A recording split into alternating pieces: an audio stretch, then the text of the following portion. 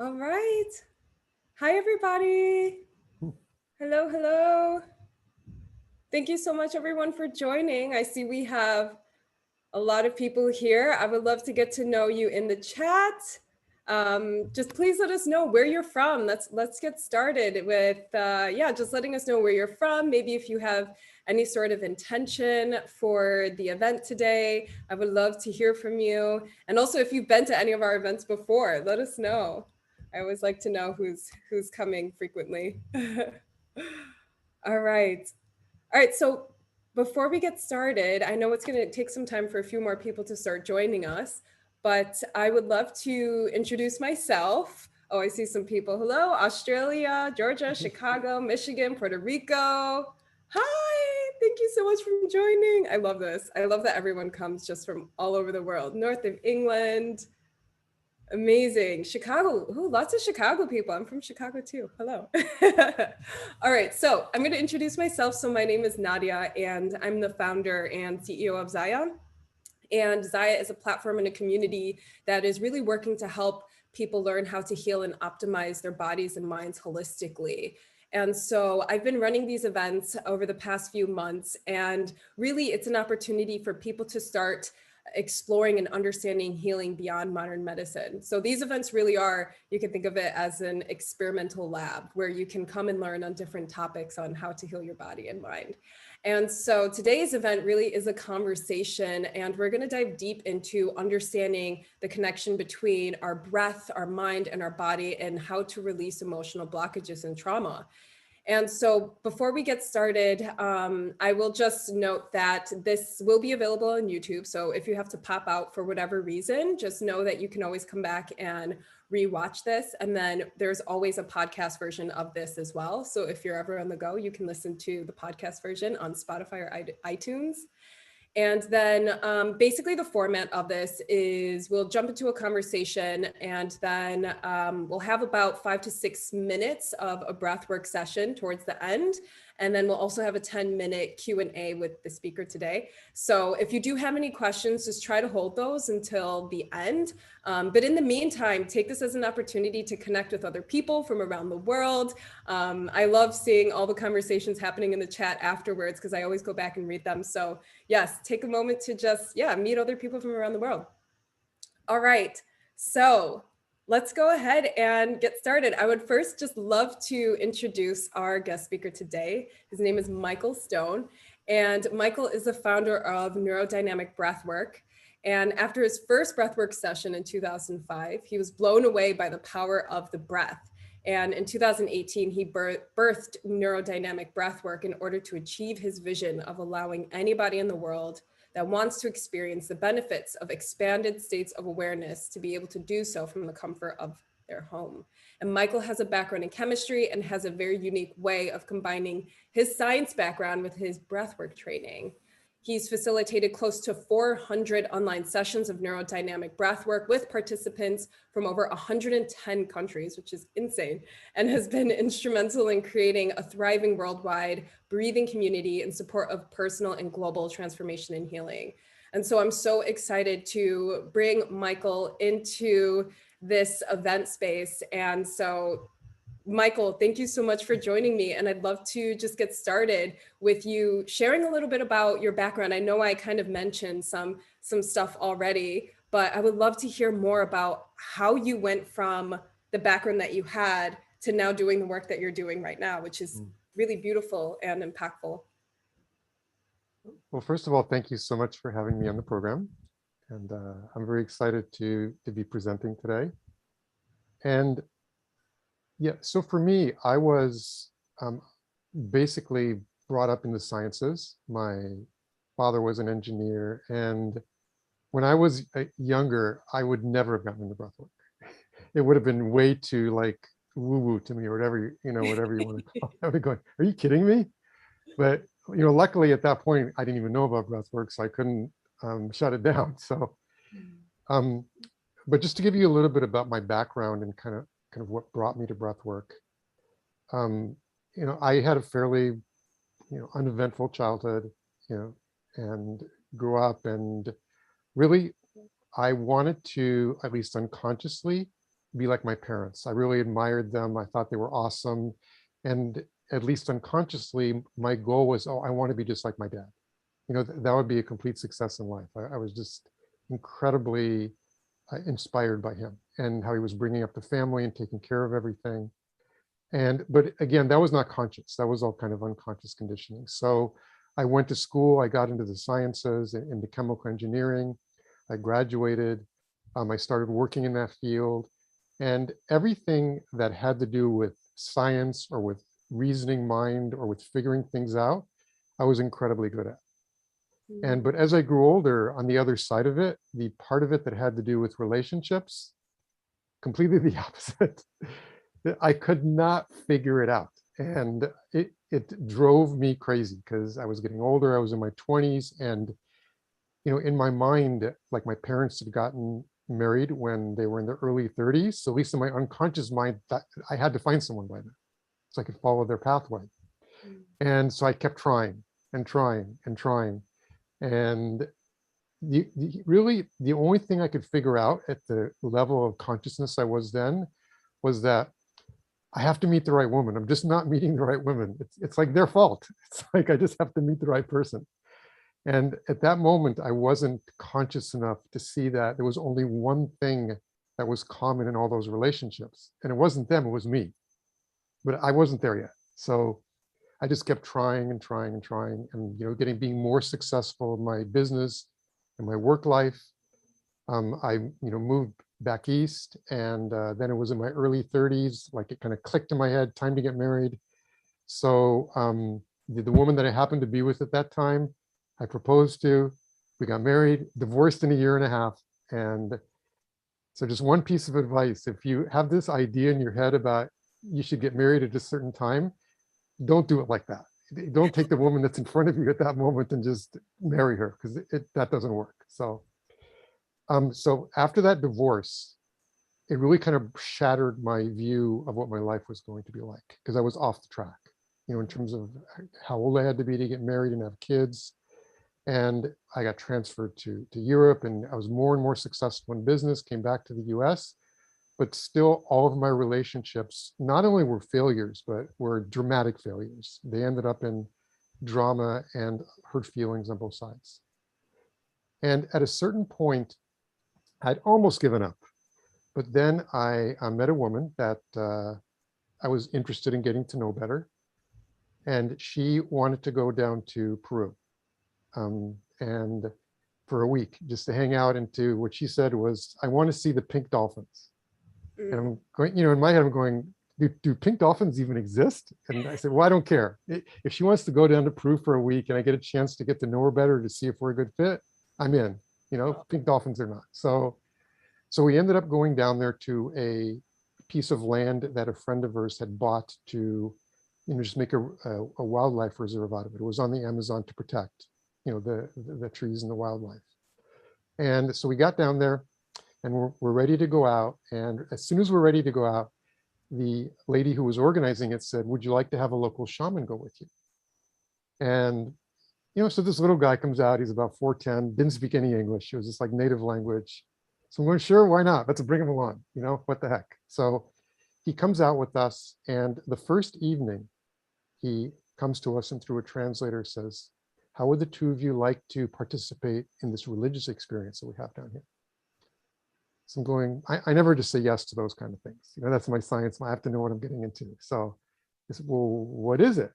And he said, oh, it's very simple. I go out into the rainforest and I find these leaves and these vines, and I grab them, I bring them back, I put them into a pot, I boil them up, and you drink it. So now I'm immediately thinking, you've got to be crazy. It's like, you're going to go out and grab this stuff and put it in, and I'm going to drink this like witch's brew. And again, I'm from chemical engineering, right? You mix 0.52 grams of this and 0.6 grams of this. You don't drink something like that. So I'm ready to tell them, no, we're not interested. But the woman that I was down there with said, yeah, let's do this. We have to do this.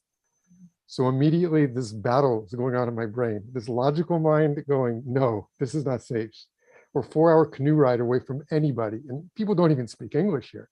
And this other side going, you came down here and spent all this time and money just to get to know this woman and kind of to impressor, at least to a certain degree. If you wimp out now, that's it. So this battle goes back and forth. And finally, the part that said, okay, let's just go for it, 1 out, which is already a breakthrough for me, because historically I would never have said yes to something like that. And so I really let go to a certain degree of this whole kind of thinking mind, oh, this isn't safe, I don't know what's going to happen kind of thing. And so we did it. And as you may have guessed by now, it was ayahuasca, which I'd never heard of before. And I had this incredible experience that shifted my view of the world. It was really the first time that I felt connected, connected to the world, connected to other people, that I wasn't just kind of this isolated person, and it was kind of like me against the world, so to speak. So I had this mind-blowing experience. And then when I got back to California, it's, again, science mind, I'm going, okay, if a substance, if I can have an experience like that, the receptors have to be there in my brain. There must be another way of having this experience without going down to Peru every week, which isn't going to happen. And that's what sent me on a journey to find a way, a natural way, where these same receptors or whatever was going on could be activated without ingesting a substance. And that's what ultimately brought me to breathwork. And so I started looking at different breathwork modalities. There's a bunch of them out there. And so I think the first one, and what I always looked at was, how did the creator, how did he come up with it? And so the first one, they said, oh, it's very simple. He just went to sleep one night, in the morning, it just kind of came to him. And then he created it. I'm going, not interested. But finally, I came across holotropic breathwork, which had been developed by a psychiatrist, Dr. Stan Groff. And what really intrigued me was that the way that he developed it was through many, many years of experiences with LSD psychotherapy. He was one of the, when they were initially kind of exploring it for if it had any benefit in psychotherapy, he was one of the people that they chose to work with people.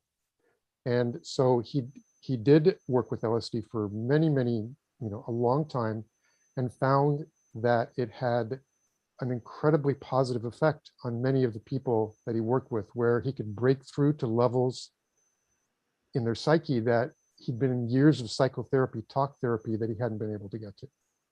They were more open, they were more willing to explore things, they were less fearful.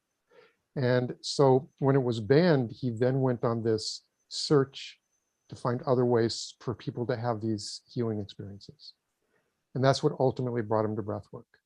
And breathwork is not something new. Breathwork's been around for centuries. It's been known since pretty much the beginning of man, that working with the breath can create these states, these healing states, and can create these amazing experiences. And even in languages, many times, like in Chinese, qi means air that we breathe, but also energy of life. In Hebrew, ruach means both breath and creative spirit. So even in the languages, as they were developed, people knew how important the breath was.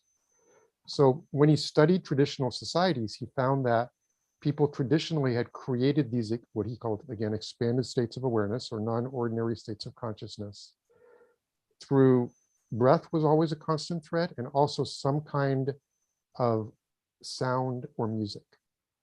So for instance, in shamanic traditions, they use rattling and drumming to put the shaman into a trance state where he could, channel energy, or do whatever he did to heal people.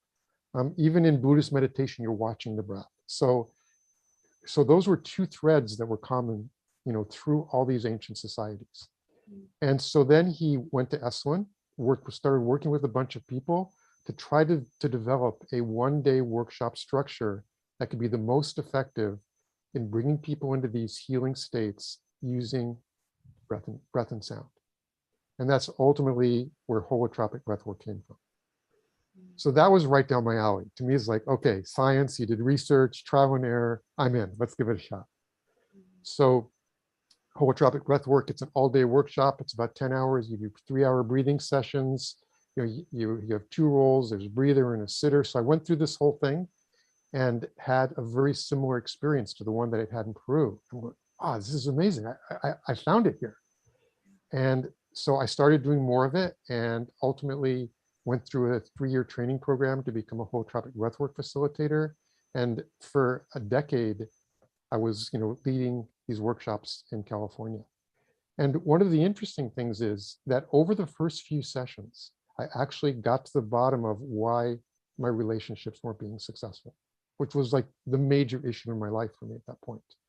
Because it was one of my biggest goals in life to have a relationship and to have a successful relationship. And in one of my sessions, what I saw was, sometimes what happens is you actually go back into your past and see things from your childhood and have these kind of information downloads about what happened that you totally forgot about. And, and that were unconscious at this point in your life. And what I saw was both of my parents are German Jews. They were, Nazi Germany escapees. And when I grew up and they were talking to me about, the stories of their escape from Germany and how they barely escaped with their lives. And like, for instance, my mother's family, her grandfather was a World War I hero, got the Iron Cross, which was like the highest award you could get. One of my ancestors in the same town in Napoleon's time, he was going to burn the village down when he was coming through. He was like the richest guy in town, so he paid him to go around the town and not destroy it. So they were ensconced in their societies for hundreds of years. And all of a sudden, one day, they had to run for their lives. And even like for my mother, her friends in school turned against her because their parents were saying, don't mess with her, she's Jewish. They were throwing rocks at her and stuff like that. So when I heard these stories, even though my parents, didn't tell me this, I made an unconscious decision. The world is an unsafe place. You cannot trust the world. If you can't even trust the country you live in, that you've been in for hundreds of years, what can you trust? And so that was the unconscious conditioning that I was bringing to these relationships. And when you come from a space that you can't trust the other person, you're never going to have a good relationship. So I would get to a certain point and I'd kind of drop into a certain space, and then my unconscious conditioning would come up and I'd kind of shut the door because I'm going, okay, this is not safe. I can't go any further. And I was driving the women crazy because they wanted a relationship. They wanted to be close, and I'd let them into a certain point, but then this conditioning would kick in and I wouldn't let them in any further. So all of a sudden I was incredibly clear I was causing it 100%.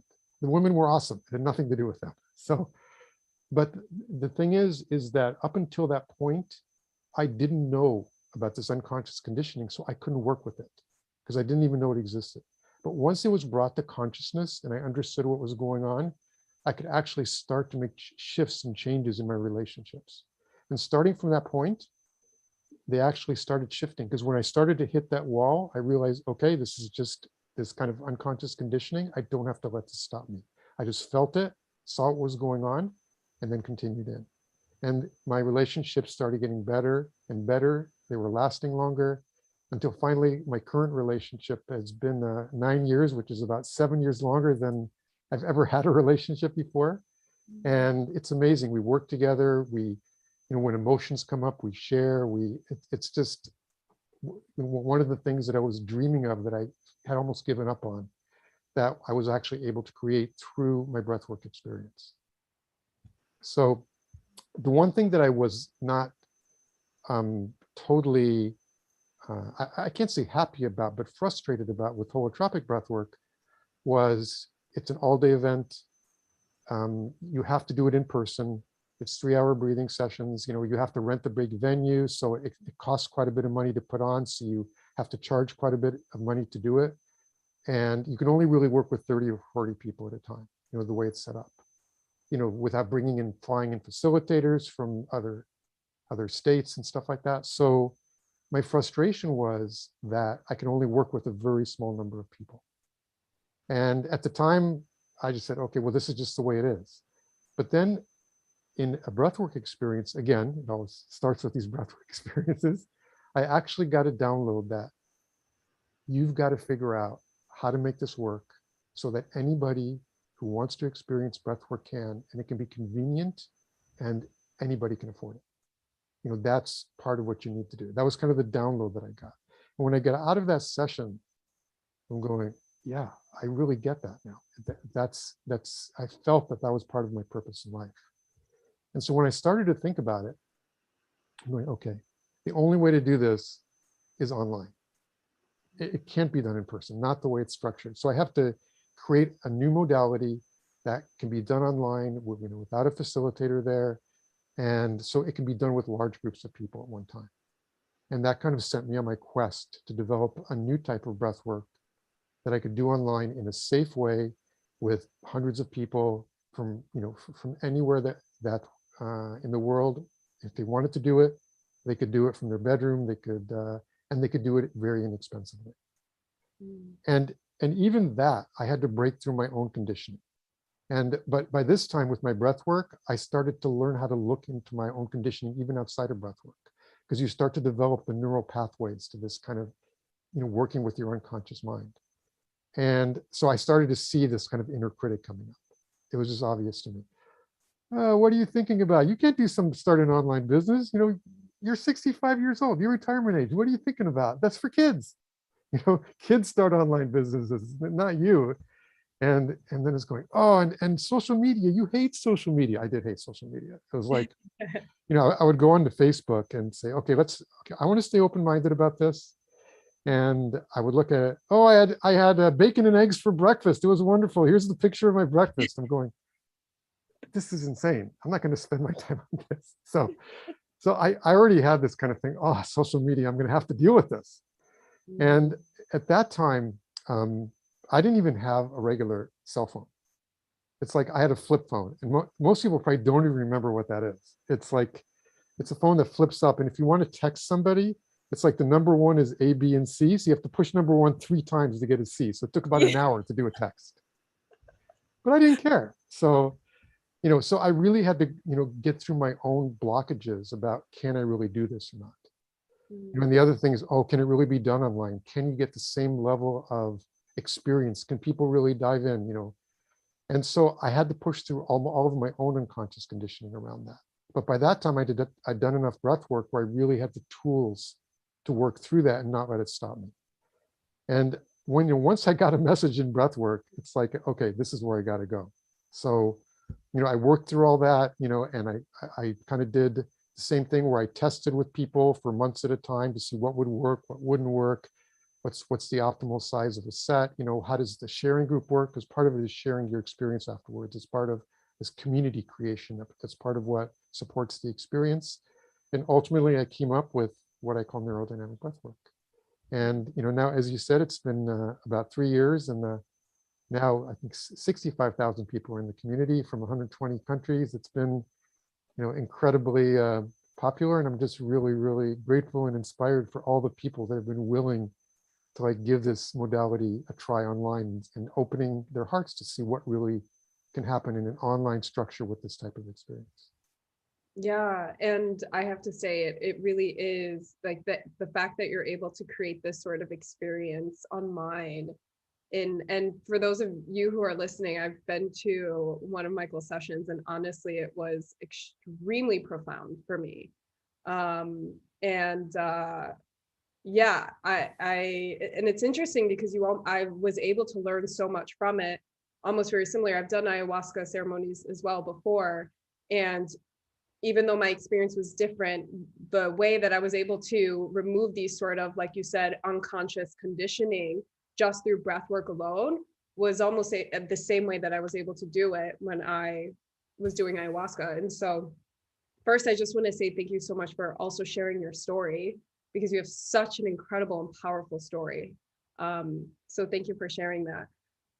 Something that you said, you talk about how neurodynamic breathwork can really help people enter into non-ordinary states of consciousness. And so I kind of want to dive into that a little bit more, and how entering into this sort of state of higher awareness through breath work can support people with emotional blockages with unconscious conditioning, for those who have to work through trauma or any sort of self-limiting beliefs or doubts about themselves. How is breathwork able to support people in that? What exactly is happening psychologically that's allowing people to enter into these different states, to start having more awareness and tapping into the inner wisdom? With neurodynamic breathwork, there's really three factors that allow the experience to happen that work together. And it's a combination of physiological, psychological, and also the music. So just to start with the physiological piece. And back when I first started breathwork, there wasn't really a lot of research on this.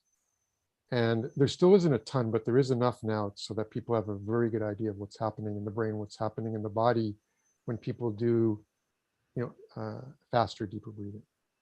And in essence, what's happening is that as you breathe more deeply, there's CO2 that your CO2 level goes down, your body recreates the CO2, which creates, to replenish it, which creates your blood being a little bit more alkaline. And when your blood is a little more alkaline, it creates certain changes in the brain. And what's happening is, and it's not like this incredibly dramatic shift. It is subtle, but what's happening is that there's certain parts of the brain that get more energy and certain parts that get less. So the blood flow has changed a little bit, and the level of activity, which they've measured through fMRIs, is higher in certain parts and lower in other parts than when you're just normally walking around in life. And one of the parts where there's less activity is a part of the brain called the default mode network, or DMN. And the DMN wasn't even discovered in science till I think like 2002. So it's a fairly new concept that they have. And it's a part of the brain that, among other things, includes the frontal cortex and is responsible for mental constructs such as self and ego. So when there's less activity in that part of the brain, then it can actually shut down this mechanism where this concept of self and ego kind of evaporates. And so you lose that sense of, as you're walking around, that sense of separateness. And that's part of what supports the process, because you're out of your ego mind, which is this constant stream of thoughts that's constantly in your head, and including, I can't do this, that, the other, is quiet. And you're in this quiet internal space where you can actually connect to deeper levels of consciousness. Connect to these pieces of your unconscious mind. And in the same way that, if your body gets injured, let's say you get a cut or you get a cold or something, your thinking or your ego mind doesn't have to figure out how to heal yourself. Your body knows. And luckily it does, because if we had to figure it out, we'd be in serious trouble. And it's the same thing with your psyche. Your psyche also has this drive towards healing, wholeness, and health. The issue is that normally our ego mind is running the show and is constantly, so intense and bringing in all these thoughts. I'm anxious, I'm fearful, I'm expecting, I'm judging, that it's very difficult for us to connect to this amazing, I call it inner guiding intelligence, inner wisdom that everybody has. And so in breath work, by kind of quieting the ego mind, you can connect to this amazing inner resource that everybody has, that already has all the answers you need. And again, at the beginning, if someone had talked to me about this 20 years ago, oh, you've got this inner guiding intelligence, I would have going, show me some science behind that. That sounds odd. And back then there was none, again, but now there actually are some quantum science theories of how that actually works, and how our psyche can connect to this universal field of information, and how we can get these downloads. Many times people in breath work get downloads to problems in their lives that they've been working on for years and just have been stuck. And in a breathwork session, it just comes to them what the answer is. Or, some of the experiences are they can actually visually go back to their childhood, like I did, and kind of see things from a different perspective, or see things that you've forgotten that's blocking you in terms of your decisions that you made when you were 5 or 6 years old about how the world works. and many, many other experiences. So that's the physiological piece. The psychological piece is that we are really trained since childhood that if something is uncomfortable to feel, we suppress it. We have this drive towards comfort and avoiding discomfort. So when we're growing up, if there's a strong emotion that comes up, when you're a child, you don't have a lot of tools to deal with strong emotions, and you can get very easily overwhelmed. So what do? We suppress it into our system. And as we get older, we continue to suppress. And ultimately, having all this kind of things that we suppress into our systems, like the emotions, the experiences we don't want to remember, starts to create issues with our health, our well-being, and our ability to really be vibrant in life. And in breath work, one of the first things that we tell people is give yourself permission to release. And that's why in breath work, it's so important to, in the first part of the session, create what we call a safe container. A container where people become confident based on I do about a 40-minute introductory talk before every session. And it's very similar, and it is repetitive for people who do it all the time, but they always learn something new, or they can, after a few sessions, they can skip it, going through everything that is necessary for someone to feel completely safe in opening up and diving into the process. And it doesn't really work unless you can really open up and surrender to what wants to happen. So during the first 30, 40 minutes, I do a talk. I talk to them about all the things that might happen during their session. So when it does happen, they're not scared, they're not fearful, because some sessions can be very blissful, where you get insights, but sometimes you can have some stuff come up from childhood that's difficult too, where trauma can come up for processing, or body things where your body's releasing energy, where it can be very intense in your body. So I make sure to prepare people for all those experiences. And also to make sure that they are aware that because this is guided by your internal, guiding intelligence, inner wisdom, if it's being brought up, they can be confident that they have the tools to work with it, or else it's not going to be brought up. And that's why it's important in the introductory talk too, to tell them, don't try to guide the experience. Don't try to, think, oh, I should be dealing with this. I want to push that, and let's get that, and let's release that. Because the ego mind has no idea what's ready to be released. You may have some trauma in your past that's very significant, but you may not be ready to process it. And if you're not, it won't come up. So you don't want to force anything. It's very different from like other ways of achieving expanded states of awareness, like let's say through psychedelics, where it's a chemical that's creating the experience. And sometimes things can come up that you're really not ready to deal with. And you can have what they call bad trips, or or whatever that is. In breath work, if it's coming up, you can handle it. And so going through all this stuff at the beginning gives people the confidence to open up, to surrender, to process through, because they know it's being guided from within. It's being guided from their own inner resources, and it's being brought up because they can, they can, that's what's supposed to be processed in that moment. That's what's ready to be processed. And that's what they just need to open their heart to. So that's the psychological piece, giving yourself permission to release, because we're almost always telling ourselves the opposite. It's about suppress. We don't want to deal with this. Suppress, suppress. So we're changing the messaging to our psyche. And what we tell ourselves, our self-talk, is incredibly important. Our psyche listens to us. It's the most powerful voice that it listens to. So if you tell it something, it'll fall into line. And that's why it's so important, and this is a bit of a side issue, but it's so important to see, what are you saying to yourself about things. If you're telling yourself you can't do something, you won't be able to do it, because the brain hates dissonance. So if you give it an order, it'll follow the order and kind of align things to make sure that that's what happens. So all this stuff about envisioning things and being very conscious of your self-talk really is important. So in breath work, when you change the messaging from suppress to let go, I mean, your psyche is so happy because it's been taking this energy and pushing this stuff in for years or decades. It's, oh my God, finally I can release this out of my system. I've been wanting to release this for decades. So And so those two things, and then the music is the third piece that kind of weaves it together. And music therapy exists now. So music can be, if you choose the right music tracks, it can really support the process. And there's actually been, again, this was something there wasn't a lot of research on up until recently, but they have done actually a lot of research now with psychedelic experience about how music supports different types of experiences and having breakthrough experiences.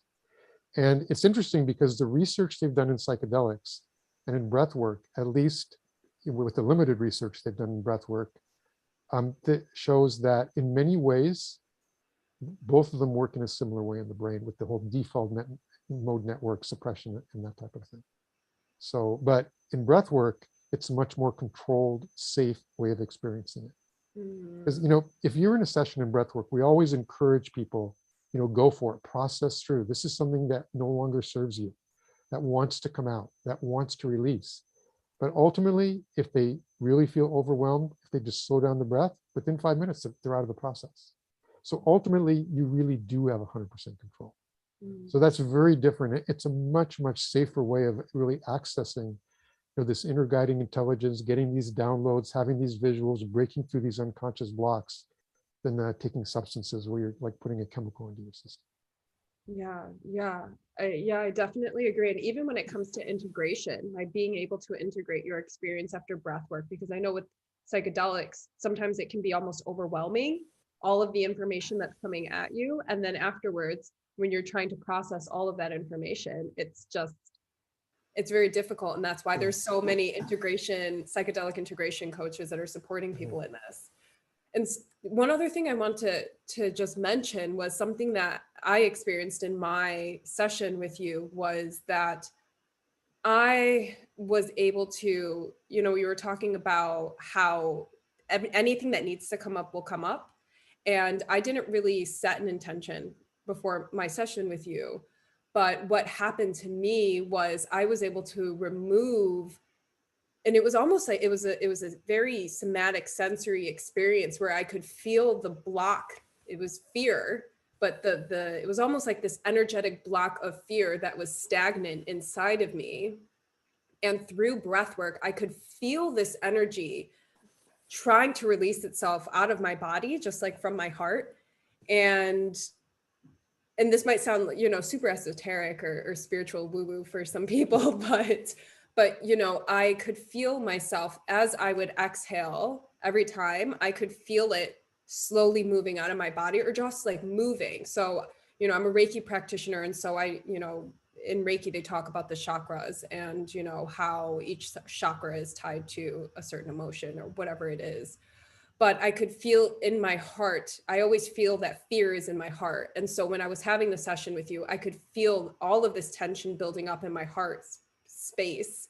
And then finally, it's almost like it moved throughout, somehow it moved throughout the body, throughout the spine. And afterwards, it was very easy for me to integrate my experience back into my life because there wasn't really any sort of mental processing that I had to do in order to understand what had just happened to me, because what had happened, it was almost like an automatic shift. Like it's actually really, it's really hard to describe, but I think that's just something that I find really interesting is this ability to integrate. So, and I think it's just, it makes it a lot easier for people and a lot safer, like you were saying. So. And one of the things that I wanted to accomplish with this breath work is, in most, like when I did in-person breath work, it's a huge project to do a workshop. So I was doing maybe one every 2-3 months, putting them on. And one of the things I wanted to accomplish in my online modality, and what I do online can also be done in person, but right now with COVID, obviously it's basically online. Is to allow people to make breath work into a life practice in the same way that they do with yoga or with whatever it is, weight training or whatever they do. And the more practice you get with something, the more you do it, the stronger your neural pathways get for that. That's why habits are so important and why it's important to do things on a regular basis. the neurons that fire together wire together. It's a saying from many, many years ago that everybody knows. So I wanted to be able to do enough sessions so people could start to get that effect of when they went back into their life, if they just were able to just slow down, take a few breaths, connect inside, they could still get this connection to their inner intelligence. Mm-hmm. And so we actually do 20 live sessions every month, that are facilitated by, by a real person like me. And we have a couple other people on the platform. So people, they can do it once a week or twice a week or 3 times a week if they want to. And in the surveys that we do with our regular participants, we do find that they feel like afterwards they have better connection to their intuition, to their creativity, to some people call it source, or the divine, however they see it, it doesn't really matter. And also, the other interesting thing is that more than 50% felt like they had a better connection to what their life purpose was. And that's really just an incredibly important thing. Just like where I got this download, yes, I'm one of the things that, based on my own experience, my own background, one of my qualities and skills is holding space in a breathwork workshop so people feel safe. My personal belief is that everybody's unique. Everybody has their gift that only they can bring to the world based on their history, everything they've overcome. And it's just to give them a modality where they can get more clarity on that and bring that to the world is, to me, incredibly powerful. And I'm just really grateful and inspired that so many people who've done the breath work have actually gotten in touch with something that was hidden from them, through this ego mind, through this conditioning when they were a child, that they should do this or they should do that. Like many people, when you're young, oh, you should be a doctor, you should do this, or you should, you need to make money. When really their pathway is being an artist or being something else, that's where their heart is, and they get disconnected from that. And then they can get reconnected, in breath work to what is really, where's my heart? Where is it, what I really want to contribute to the world? What am I really passionate about? So all of those things are available in a breathwork session. Yes, oh, so magical. I love that. I would love to have, I would love to be able to have a brief breathwork session now, so some people can get a little bit of a taste of what the sessions would be like. We have a little bit of time left, so. Oh, sure. So, so a normal breathwork session, when I do them online, is about 1 hour. So we'll just do a little taste, like 5-6 minutes. And so this is not going to be like this deep dive. And really the purpose for this would be, and I'm going to just give you a few instructions on how to do the breath work and that type of thing, is just see if you can get out of your head a little bit. Just see if just by breathing for 5 or 6 minutes, you can feel a little more relaxed, a little more grounded, a little more in your body.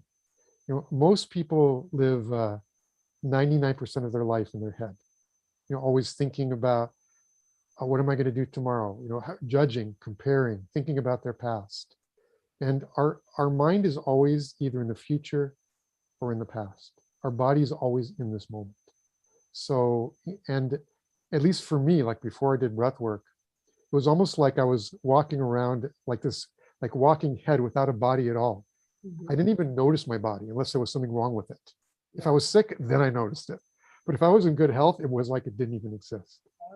So really today, it's more about just breathing and then just opening up and just noticing what happens, even with just 5 or 6 minutes of just staying focused on the breath. So that's kind of the goal. So let's see if, all right. Okay, here in a second.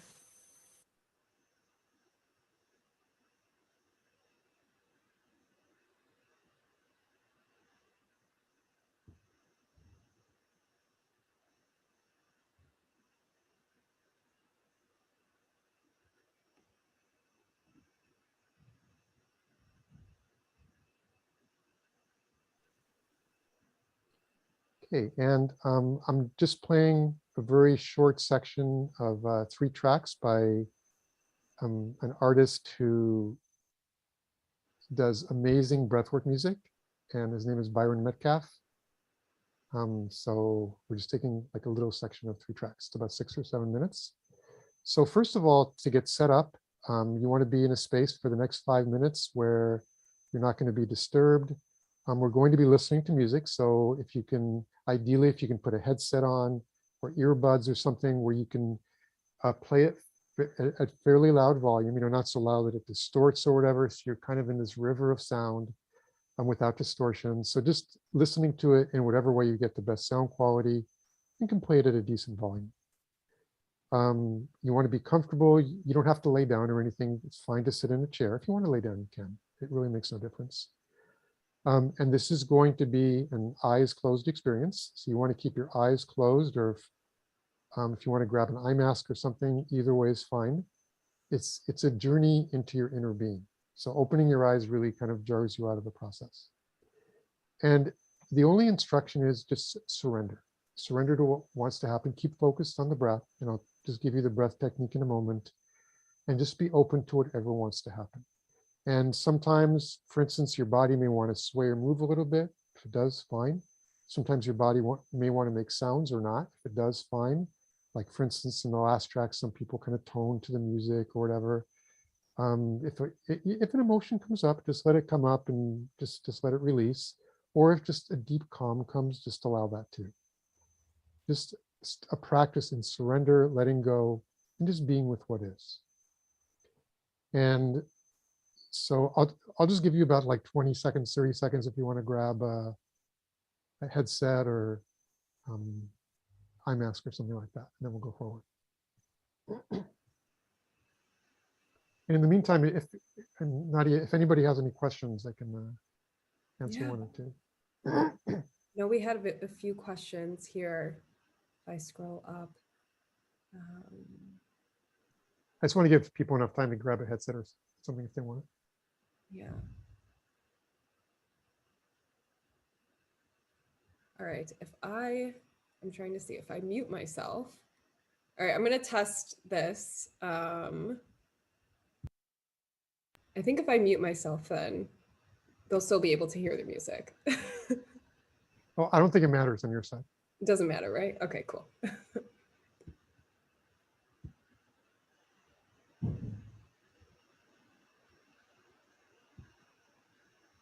All right. Okay, so, all right, so we'll just get going. Yeah. Okay, so actually, Nadeya, once the music actually starts, it's better if you mute yourself. Otherwise, the sounds will come from that, all right. during the music itself. So. All right, well, we'll do. Okay, so breathing technique. It's actually quite simple. What you want to do is just relax, and you want to breathe in and out through the mouth. And again, this is, normally you breathe in and out through the nose, but breathing in and out through the mouth, you can move air more quickly. It's a lot easier. And if your body does want to make sounds, it's easier. And you want to take full deep breaths. So if you put your hands in your belly and breathe in, your belly should expand. So take full deep breaths.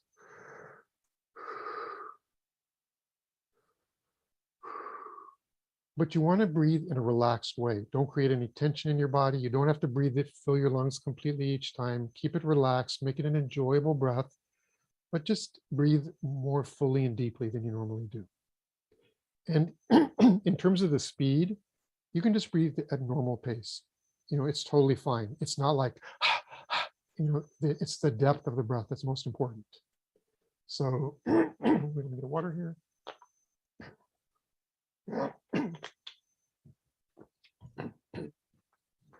So taking the full deep breaths, and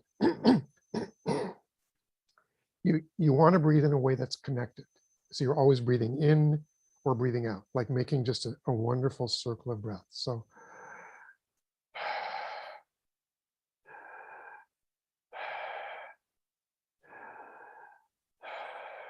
and again, keep your body relaxed and just creating this wonderful circle of breath. And just stay with that technique and keep your energy focused on the breath. And even after a few breaths, you might feel your consciousness change a little bit. You might be feeling a bit lighter in your being, just staying focused on the breath. And the last couple of minutes is more gentle as you're kind of, I'm playing a gentle song at the end just to kind of bring you back and relax you.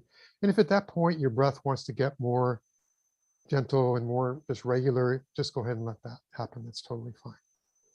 So, and just surrender to what wants to happen. Just open your heart to whatever comes up.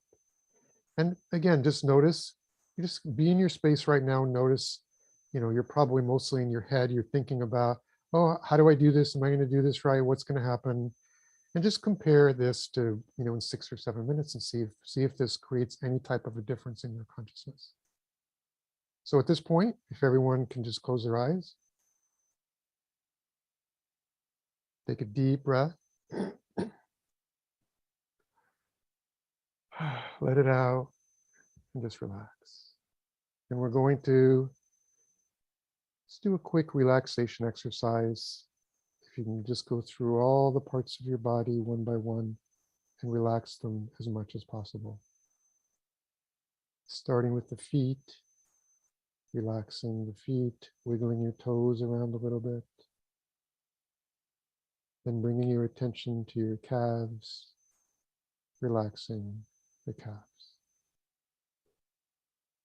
Then bringing your attention to your upper legs and torso and relaxing that area also. Then bringing your attention to your belly area and leaving it open, loose, relaxed.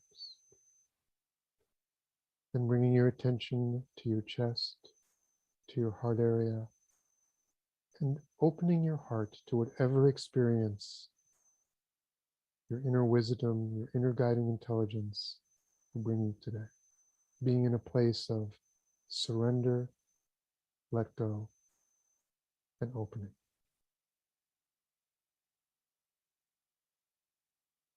And then bringing your attention to your face, relaxing your jaw muscles, your forehead muscles.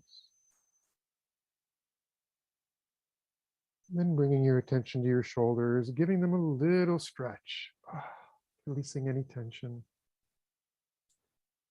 And your upper arms, lower arms, and hands. Maybe shaking out your hands a little bit, just to release any tension.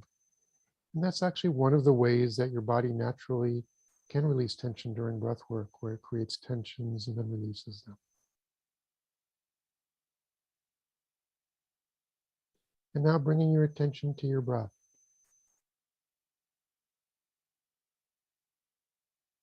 And deepening the breath.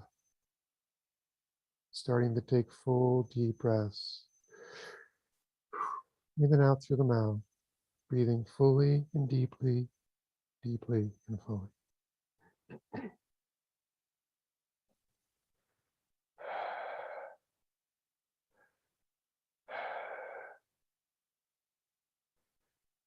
Keeping your body relaxed, no tension anywhere. Just taking full deep breaths, and at a normal pace is fine.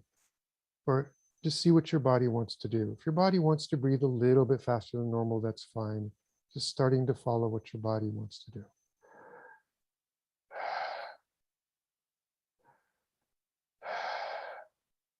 Breathing fully and deeply, deeply and fully, fully and deeply. And now breathing in a way where there are no gaps, where you're always breathing in or breathing out, just creating a wonderful circle of breath.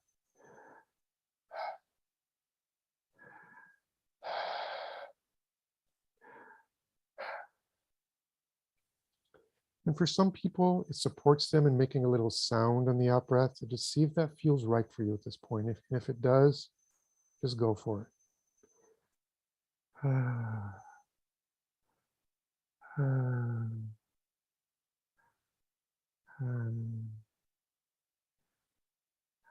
Just opening, allowing, letting go, opening and allowing. Breathing fully and deeply, deeply and fully, fully and deeply. And in a moment, music will begin. Just staying with the breath.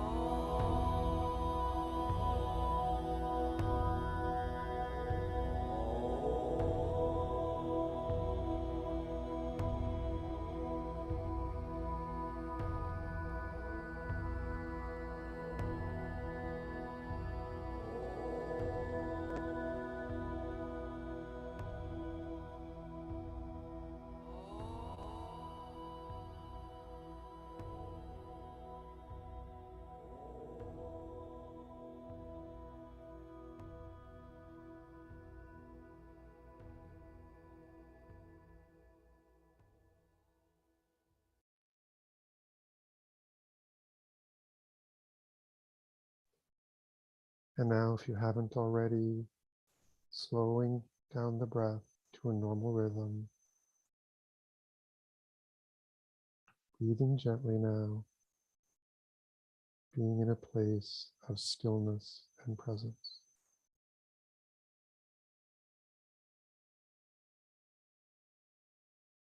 Being with yourself in a very gentle way. Some people like to put their hands on their heart for a moment after a breath work. So to see if that feels right or not.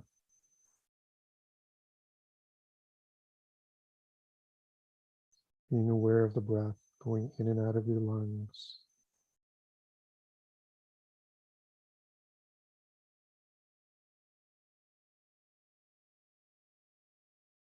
Being aware of this amazing body that you have.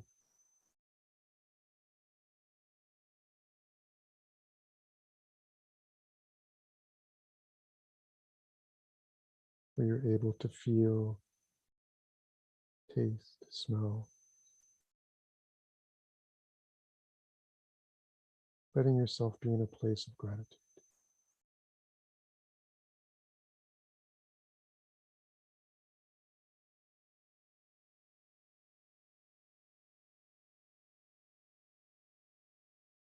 Now grounding yourself, maybe putting your feet flat on the ground, connecting to the healing energy of the earth. Staying present in your body.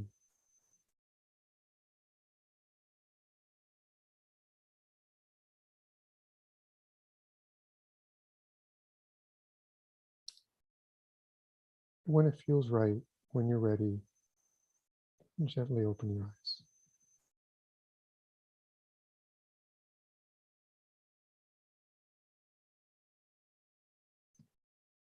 Welcome back. Wow, thank you for that journey. How is everyone feeling?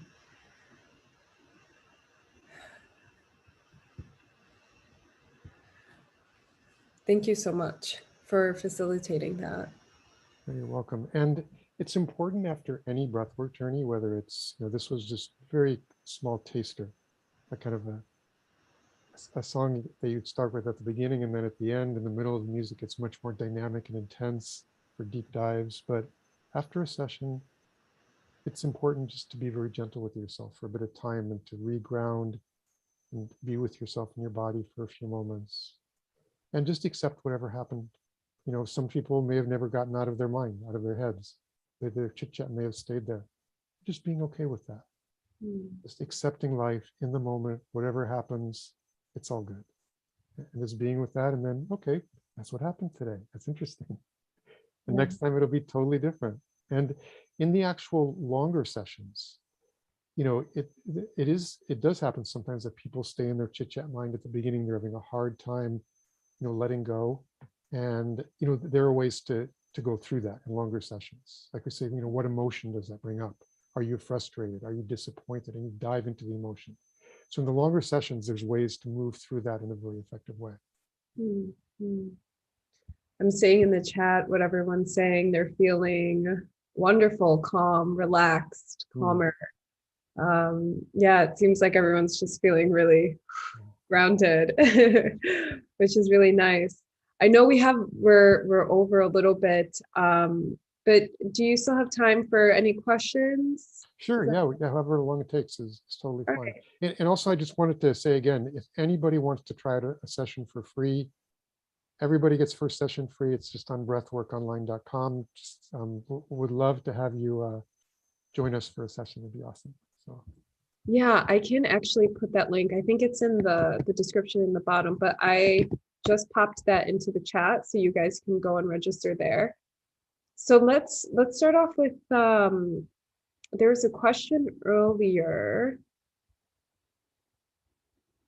All right, so somebody asked, I suffer from trauma and PTSD and disassociate significantly.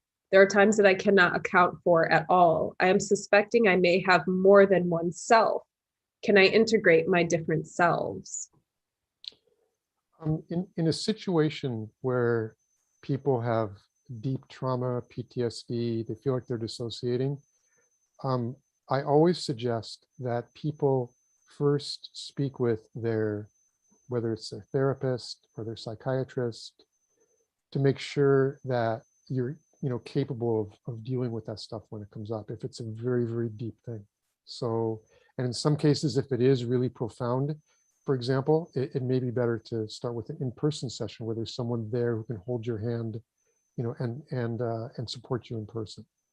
So it's really, people do come in and have profound healing experiences around PTSD in neurodynamic breathwork, but it's really a question of the level of depth to, how deep the issue is, and in terms of whether it be something that you would want to, for instance, try in person first, so you have more, like more support with the person actually there, or whether it would be okay to dive, directly into an online session. So we always ask in a situation like that you first talk to your therapist in order to connect with them and get their approval.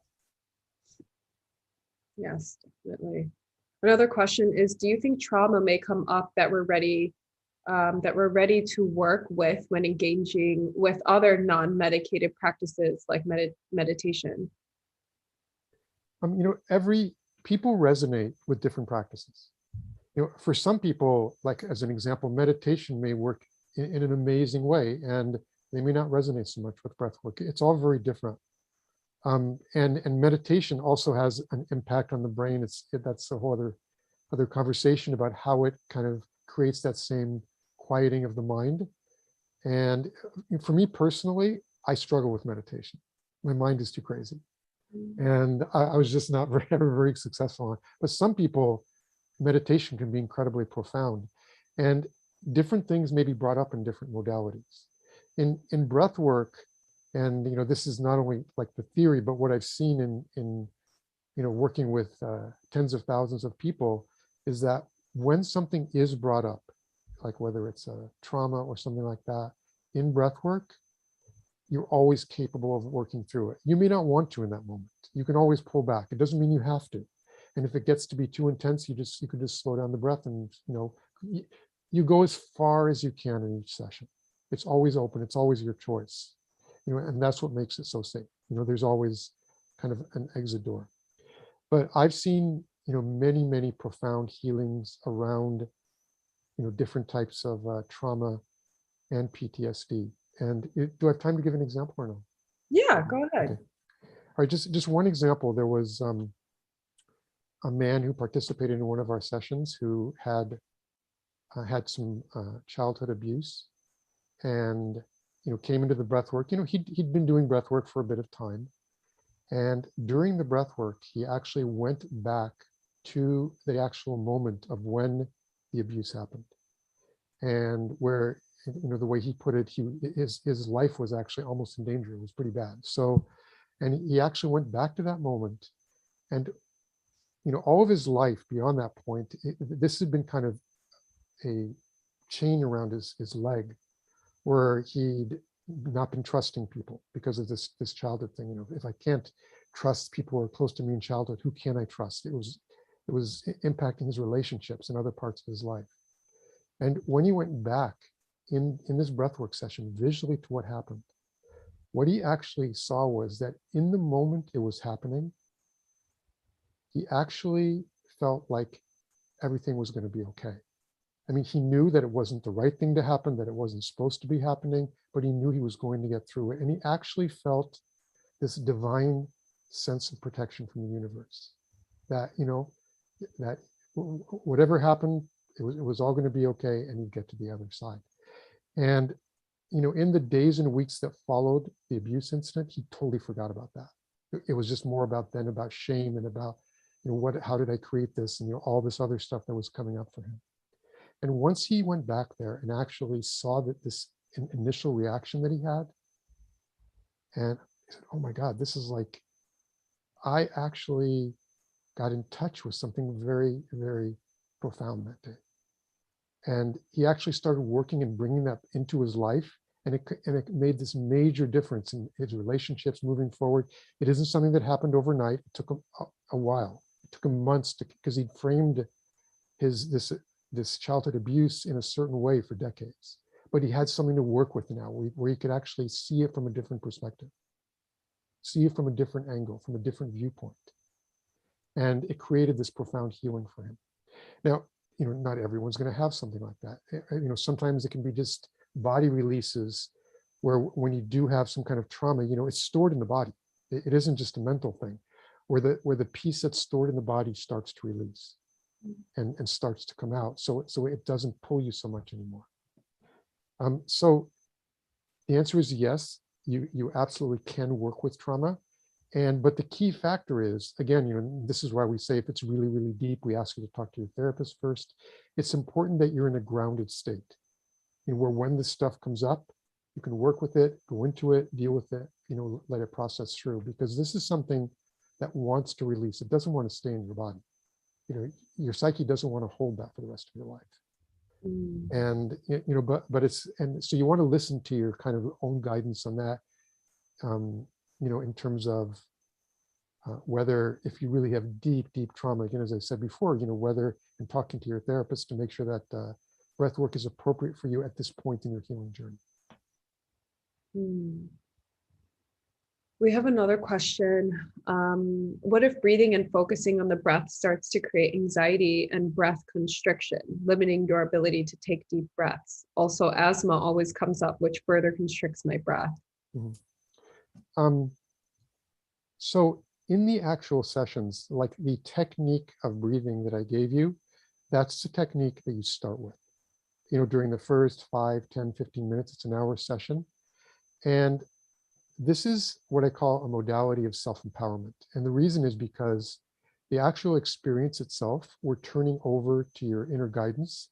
So as you can see, I don't say anything during the music. It's not guided by me. It's like I'm not directing your experience. This is all coming from within, and that's what makes it so powerful and allows these, new neural pathways to be created as your psyche starts to get more and more confidence that the answers lie within, and you don't have to give your power away to someone else to, oh, what's my purpose in life? I have to attend this course, where you start to see that looking inside is where the answer is. And in the same way, at the beginning, we want to start with this breathing technique because we want to move a lot of air to dive you into the experience as quickly as possible. But once you're in, after 10 or 15 minutes, you're in your journey, your thoughts are kind of quiet, then what we say is basically follow your body wisdom. In the same way that you follow your inner guiding intelligence to direct the journey, with the breath itself, you follow your body wisdom. And this is one of the differences between this and most other kinds of breath work, where they say, breathe this way all the way through, no matter what your body wants to do. This is, again, trust your body. So let's say some people will breathe heavily for 10 or 15 minutes, and then their body wants to slow the breath down for a while, or just breathe very gently. It's totally fine. Follow what your body wants to do.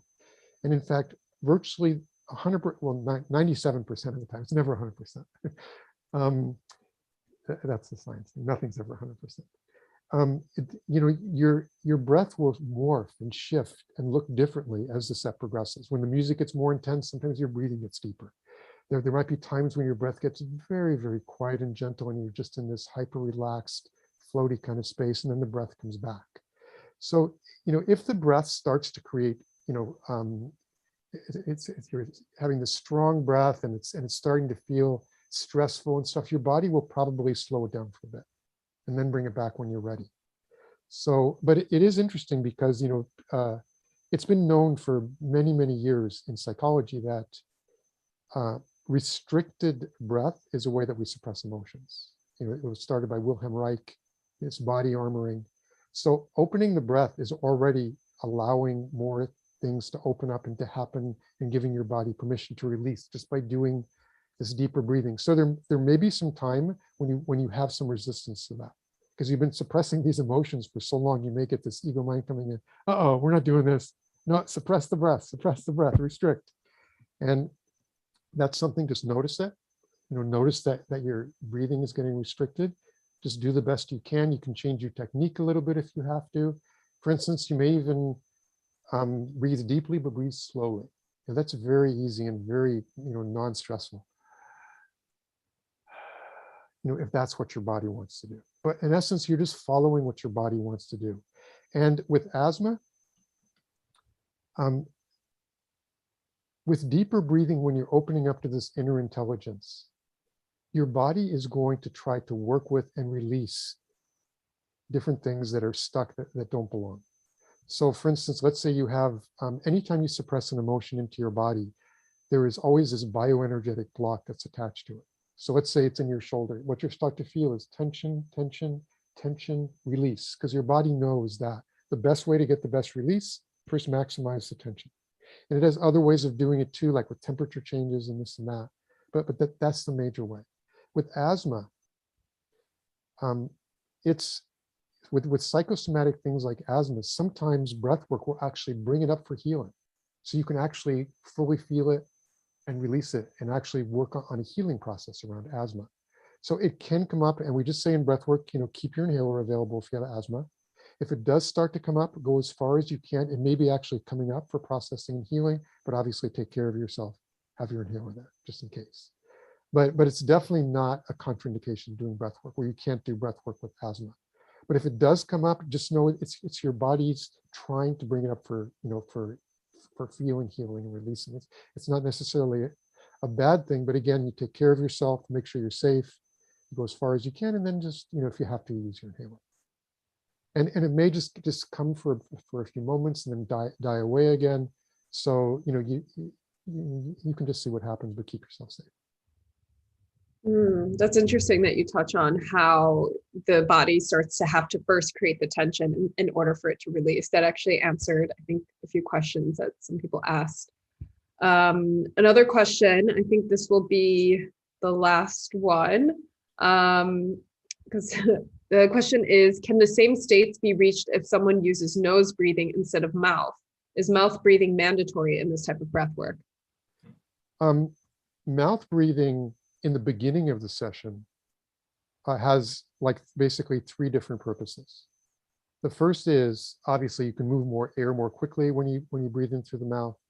The second is, if your body is inclined to make a sound, and many people do make sounds and move around a lot during breath work, it's easier when you breathe out through the mouth.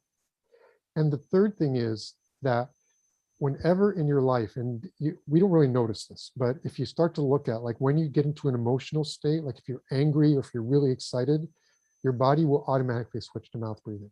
So your body kind of associates emotional release, well, just emotions and release to mouth breathing. They're kind of connected. So it kind of supports the process in that way. But once you're in the process for, let's say, 5, 10, 12 minutes, if your body wants to switch to nose breathing, if that's what it wants to do, switch. It's always about trust your body wisdom. This is more of not just a breathwork practice, it's a life practice. And, if you can start to bring the principles of this kind of breathwork into your life, it will completely change your experience of life. Where you start to listen to your body more, trusting your body, be more cognizant. Like when you're eating, listen to it and see when you're full. Don't just keep being in your head and keep stuffing food in your face, which I used to do. I would just be talking to someone and just eat till there was no food there. And then after that, oh my God, what have I done? I can't move. Just to stay more connected to your body, just like you do in breath work. And also the other piece of it, where you surrender to whatever wants to happen, to be with what is. We almost never do that in life. And we really rob ourselves of an experience of really being present with what's happening in the moment. Again, we're almost always planning for the future, judging the experience, comparing to what we wanted, bringing stuff up from the past, comparing to the past. We're almost never just in this moment, in this now, being with what is. And that's the only place that life really happens. It's not in our head. So just taking these practices that you start to learn and develop in breath work and bringing them into your life can really completely shift your experience of life itself. It is a practice though, because you've been doing it the other way for decades. I know for me, it was a while till I could actually notice, I'm not being present in my life. Okay, go back to the breath. Just take a few deep breaths and see what's happening in my body. Are there any other practices outside of breath work that can still help you reach this sort of higher state of consciousness outside of meditation, for example? Yeah. And besides psychedelics. That's what I was going to say. Or a plant medicine where it's legal, Yeah, where it's legal. I'm not suggesting anyone break the law. So, I think it's different for everybody. but I think that the main ones are, I mean, like for instance, some people if you look at historical societies, when they wanted to act like they go on a fast, and after a while, like this stuff would start to happen. So there are different types of practices that can get you into these kind of expanded states, but that takes a while, and so there are different ways to do it. But again, breath work. When I tried meditation for probably 6 months, 9 months, and I never really got to where I wanted to go, where my mind was completely quiet, where I could just be in my space, be in the space of what I call no mind, where it was just like this space of emptiness. And but in my first breathwork experience, I had a super powerful expanded state experience, and where I started to see my conditionings and stuff like that. Other people, meditation is just incredibly powerful, and they have these experiences of, oh my God, that's crazy. It's like, that's so beautiful. And that also can create changes in your brain. There's been much more research on meditation than breath work. So I would say the main ones are, meditation, breath work, supervised psychedelics and plant medicine. But there are these other things like fasting and these other ways that people also can be successful in kind of getting beyond the ego mind and getting into these expanded states. Very interesting. And then finally, do you have any book recommendations that people can learn a little bit more and dive deeper into this topic? Yeah, the book that I would recommend, or the books, is Dr. Stanislav Grof, who invented holotropic breathwork, which was the original thing that I trained in, again, which can only be done in person. It's its own little thing. It's completely different than what I do at this point. He wrote many books that are all really, really good. One is just holotropic breathwork. It's called that, where it explains how holotropic breathwork works, the theory behind it, some of the experiences you can have. He has one called Healing Our Deepest Wounds, which is, which deals, more with trauma and that type of thing. He has his most recent two are really good. I think it's called Journey of the Psychonaut or something like that. So that's where I would go to start with actual, looking at actual breath work. And there's other books which also, like, just in your everyday life, you can work with the breath in different ways to be more calm, and which is a whole different thing. And there are other books about that, but about breath work itself, I would recommend, getting books by Dr. Stanislav Grof. Amazing. And I put that the name in the chat as well, for those of you that would like to dig a little bit deeper into that. All right.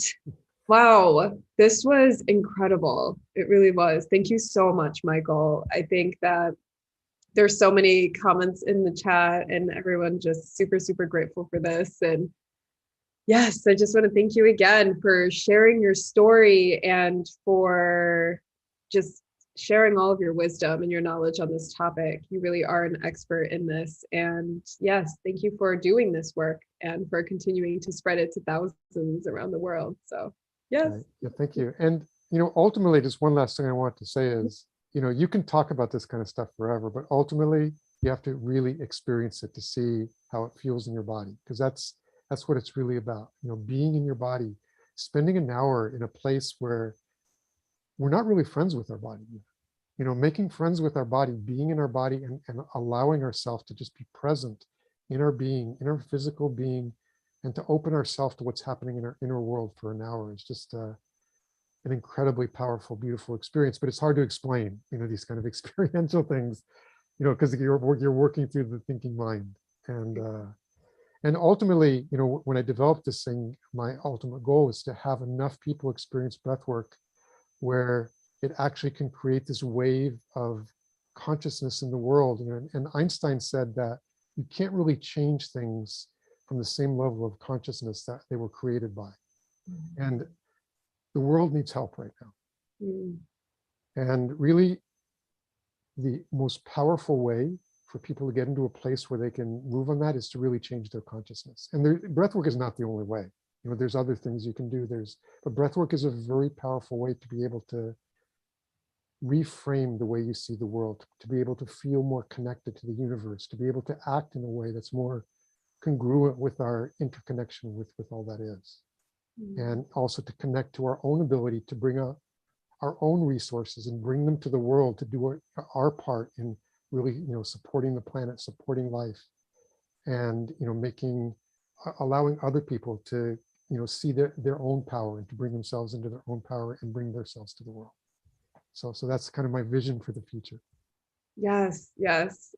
Likewise, we definitely need more conscious leaders out there in the world, and I'm in full support of any sort of practice that can help us get there. So amazing. And so I have all of the links to find Michael, his website. It should be in the description box below.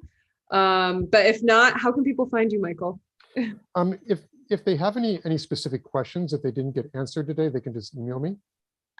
All right. And I'll respond to them. And the email is just Michael, Michael, at breathworkonline.com. Okay, perfect. And I put the link in the chat again if you'd like to get a free breathwork session with Michael or any of the members on his team. I highly, highly, highly recommend it. It is absolutely incredible and life-changing.